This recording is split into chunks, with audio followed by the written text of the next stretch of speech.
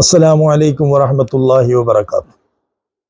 ഒരു ഉറുദുവിലുള്ള ചെറിയൊരു ക്ലിപ്പ്, എന്നാൽ അത് നൽകുന്നത് ഒരു വലിയ സന്ദേശമായതുകൊണ്ടാണ് നിങ്ങളുമായിട്ടത് പങ്കുവെക്കാമെന്ന് തോന്നിയത്.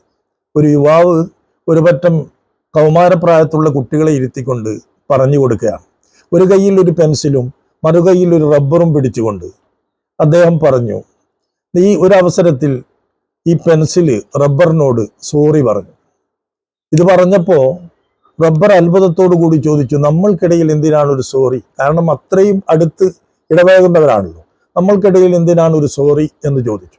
ഇത് ചോദിച്ചപ്പോൾ പെൻസില് പറഞ്ഞു, ഒന്നുമില്ല, ഞാൻ പലപ്പോഴും എഴുതുമ്പോൾ പല തെറ്റുകളും വരുത്തി വെക്കുന്നു. തെറ്റ് ഞാൻ വരുത്തി വെക്കുമ്പോൾ മറ്റുള്ളവർ നിന്നെ എടുത്തിട്ടാണ് എന്ത് ചെയ്യുന്നത്, അതിൽ ഇങ്ങനെ ഉരസുന്നത്. ഉരസി നിന്റെ വലതുഭാഗം ഇല്ലാതായി പോകുന്നു, നിന്റെ ഇടതുഭാഗം ഇല്ലാതായി പോകുന്നു, അവസാനം നീ തന്നെ ഇല്ലാതായി പോകുന്നു.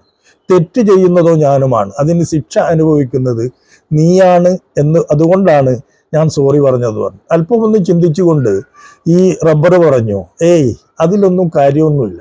കാരണം കുറേ കാലങ്ങൾക്ക് ശേഷം ഞാനിങ്ങനെ തേഞ്ഞ് ഇല്ലാതായി പോയാലും കുറേ കാലങ്ങൾക്ക് ശേഷം എന്തെങ്കിലും ഒരു തെറ്റൊക്കെ നീ വരുത്തുമ്പോൾ, അല്ലെങ്കിൽ ഒരുപാട് ശരികൾ നീ ചെയ്യുമ്പോൾ, ഞാൻ ഇങ്ങനത്തെ ഒരു അവസ്ഥയിൽ തെറ്റുകൾ ഒക്കെ തിരുത്തിക്കൊണ്ട് ഇങ്ങനത്തെ ഒരു അവസ്ഥയിൽ എത്തിയത് എൻ്റെ തെറ്റുകൾ തിരുത്തി തരാൻ മുമ്പ് ഒരാൾ ഉണ്ടായിരുന്നല്ലോ എന്ന് നീ എന്നെ ഓർക്കുമല്ലോ, എനിക്കത് മതി എന്ന് റബ്ബർ പറയുകയുണ്ടായി.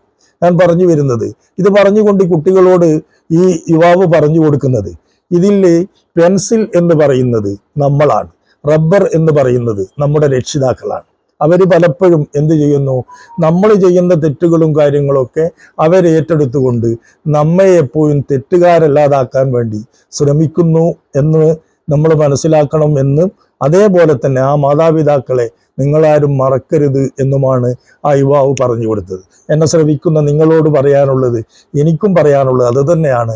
നമ്മളെ മാതാപിതാക്കൾ എന്ന് പറഞ്ഞാൽ ഒരു കാരണവശാലും അവരൊരുപാട് തെറ്റുകളും ത്യാഗങ്ങളും നമുക്ക് വേണ്ടി സഹിച്ചുകൊണ്ടും അതുപോലെ തന്നെ നമ്മുടെ ഏറ്റെടുത്തുകൊണ്ടും ഇല്ലാതായി പോയാൽ അവരെ ജീവിക്കുമ്പോഴും അതോ ഇല്ലാതാകുമ്പോഴും അവരെ മറക്കരുത് എന്നാണ് എനിക്കും പറയാനുള്ളത്. അസ്സലാമു അലൈക്കും വറഹ്മത്തുള്ളാഹി വബറകാതുഹു.